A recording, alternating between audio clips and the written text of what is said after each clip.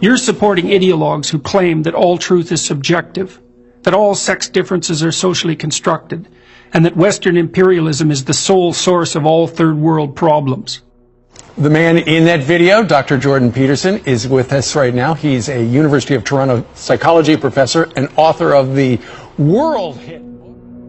I'm very pleased about all the support. It's quite remarkable, all this interest in these complicated matters and complicated discussions. And it's so nice to see people concentrating on psychological and philosophical issues and leaving the idiot politics as far behind as possible, because it's certainly what would you call it, a distraction, and a dangerous one at that.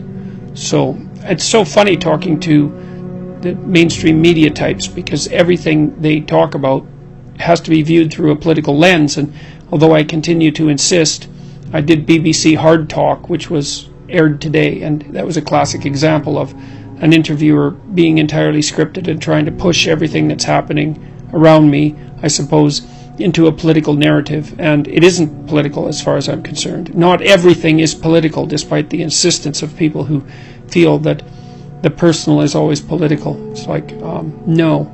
There's philosophical domain and a theological domain and a psychological domain, and those should be kept the hell separate from politics. In that introduction, you say, I quoted you as saying there are dangerous people teaching your children. Who are you talking about? Well, increasingly, and this isn't only the case in the universities, people are being taught by ideologues, not by educators. And ideologues have a very simple way of looking at the world. They reduce it to a few principles like inequality and unfairness and power. Those would be the fundamental principles at the moment that are operating on the radical left, and they're on an ideological campaign. And that's increasingly the case in elementary, junior high, and high schools as well, mostly because the faculties of education are full of people who are radical. So, and this is well documented. I mentioned this earlier, is the media, as it disintegrates, and it certainly is disintegrating at an incredibly rapid rate, everything is political. It's as if the philosophical and the psychological and the theological don't exist. And, you know, increasingly in my interviews, I've been talking about what's been happening at my lectures on my tour, and the audience isn't there for political reasons at all. They're there because they want to figure out how to have a responsible and meaningful life. And it's as if that story just doesn't exist. The framework, which is basically a political framework and increasingly a politically correct framework, doesn't allow that to exist as a reality. And that's why, well, I'm much more comfortable lecturing to the crowds that have been coming to see me than I am talking to journalists. But I also think the universities made a dreadful mistake expanding their humanities purview to include disciplines like women's studies and these ethnic studies disciplines, which aren't disciplines. They're pseudo-disciplines at best, and they have very, very low academic standards, and they're corrupting the rest of the enterprise. And so, and that's not a good thing. What do you mean corrupting the rest of the enterprise?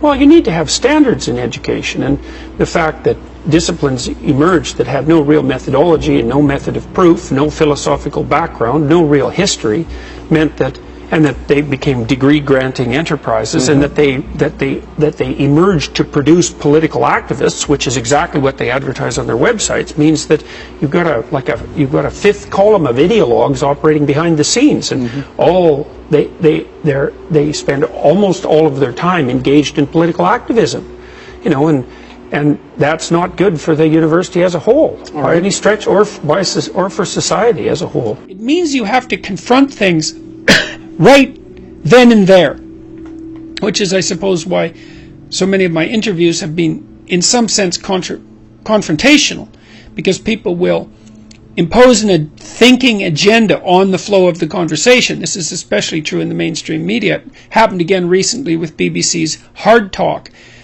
They impose an agenda on the conversation, and then that just doesn't work out very well, because I'm paying attention and I will object to the agenda, not because I have a different agenda, except for what I said, which is that I want to say what I think. I want to say as truthfully as I can what I actually am thinking in this more abstracted and detached sense, and see what happens. So it's a hard thing to clarify, because you might say, well, Dr. Peterson, you just said you want to say what you're thinking.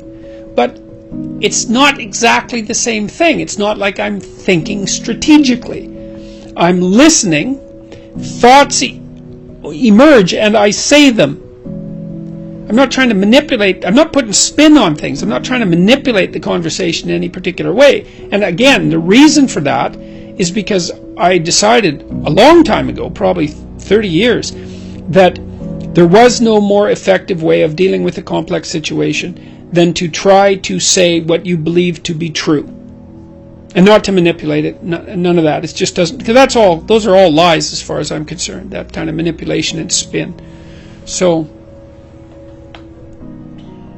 we live in a time when the sum of human knowledge is increasing exponentially, and so much of that knowledge is right here at our fingertips.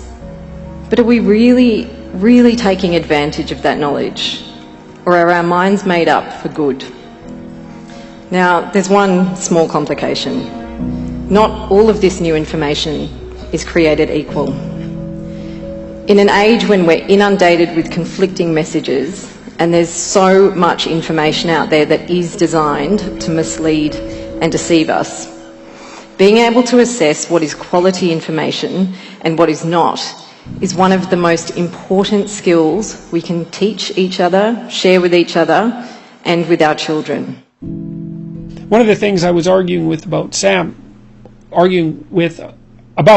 Harris was the relationship between facts and values, because Sam, and he has his reasons, would like to propose that we can derive values directly from facts. And he wants to do that because he wants to nail the world of values to something solid, so it doesn't float in air and get, let's say, what would you call it, hijacked by the fundamentalists, or dissolve into nihilism. And both of those are terrible ends for a hierarchy of values. So he wants to nail it to something more objective and less relativistic and less grounded in revealed truth.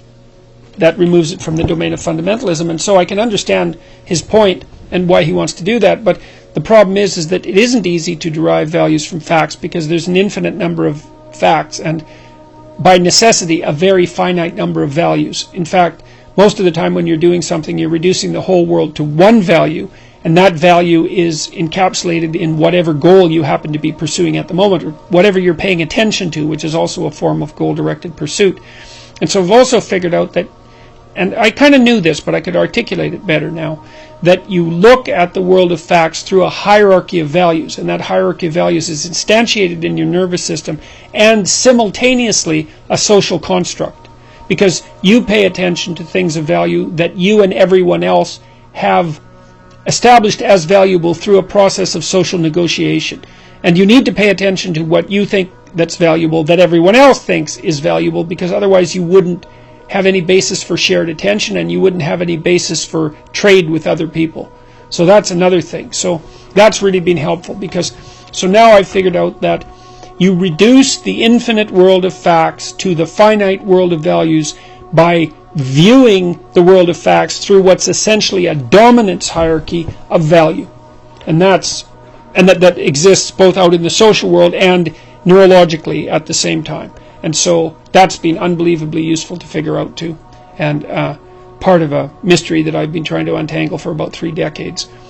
Jordan, you've been around the world talking your book up.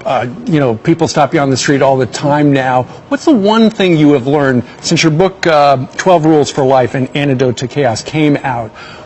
How has the response been, and how has it impacted you? Well, I've learned 2 things. I've learned that people are starving for a real conversation about responsibility and meaning, and about the relationship between those 2 things, because people need a sustaining meaning in their life, and it's not to be found through rights and impulsive gratification. It's to be found through the adoption of responsibility. I'm not going to do these interviews to sell books or to promote myself, or I don't have a strategic goal in mind. except that I'm going to have a conversation and I'm going to say what I think and take the consequences, because I assume that if I say something and I believe it's true, then the consequences are as positive as they can be, regardless of how they look at the time. And that's an issue of faith, because I believe that the habitable order is generated by spoken truth. I believe that. I think that's the truest thing I know. Would you agree with C.S. Lewis that if you look for truth, you may find comfort? If you look for comfort, you will find despair. Oh yes, that's definitely the case. It's quite an intelligent phrase, because he says if you look for truth, you may find comfort. He didn't say you will find comfort. Yeah, well, sometimes if you look for truth, you don't find comfort to begin with, that's for sure. You find a lot of trouble. But sometimes you have to go through a lot of trouble to set things right.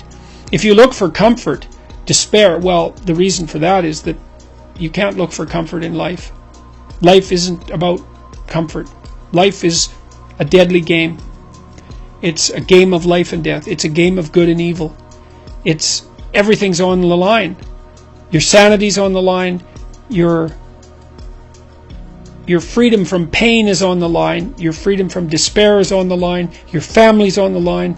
The other thing that's so interesting about that is that it transforms pessimism into optimism. It's like, well, the world is a very dark place. It's full of suffering and it's full of malevolence. And it might even be so full of suffering and malevolence that a reasonable person could question the justification of its being, as Ivan Karamazov does in The Brothers Karamazov, which I would highly recommend, by the way. That's an absolutely great book, Dostoevsky. But the truth of the matter seems to be that if you face the pessimism full frontal, so to speak, then you find something in you that's strong enough to take it on. And that really says something about, what would you say, the relationship between human beings and divinity, I would say, because it takes something transcendent, of transcendent power, to be able to rise above the genuine suffering and malevolence of life. And I do think that we have that within us, if we don't shy away from the challenge. There's no comfort. Life is an adventure.